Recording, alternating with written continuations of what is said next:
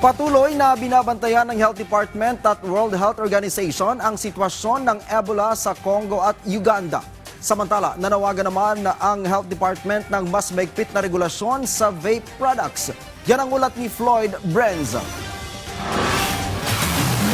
Nanawagan ng Department of Health sa mga mambabatas, health advocates, media at iba pang sektor na unahin ang kalusugan ng kabataan sa harap ng tumitinding paggamit ng vape at iba pang produktong may nicotine. Binigyan din ng ahensya na hindi dapat maisantabi ang kalusugan dahil sa anumang interes habang isinusulong ang mas mahigpit na regulasyon sa mga produktong ito.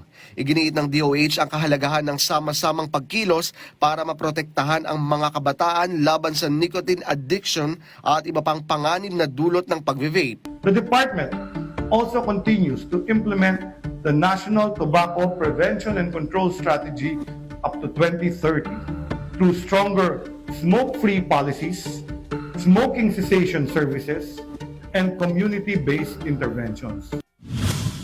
Nabigyan naman ng pagkakataong masuri ang isang stroke patient sa pamamagitan ng programang Simba Kalusugan matapos hindi makapagtingin dahil sa kakulangan sa pondo.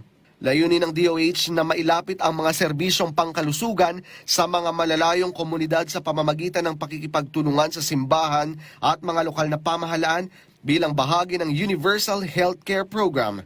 Nakarating na ang Simba Kalusugan sa 6 na lugar mula noong Pebrero 2026 at inaasang palalawakin pa ito sa Mindanao sa mga susunod na buwan. Samantala, tuloy naman na binabantayan ng World Health Organization at Department of Health ang sitwasyon ng Ebola matapos may tala ang 381 kumpirmadong kaso sa ibang bansa. Nananatiling walang naitalang kaso ng Ebola sa Pilipinas dahil sa mahigpit na border screening, health surveillance at monitoring sa paliparan at pantalan.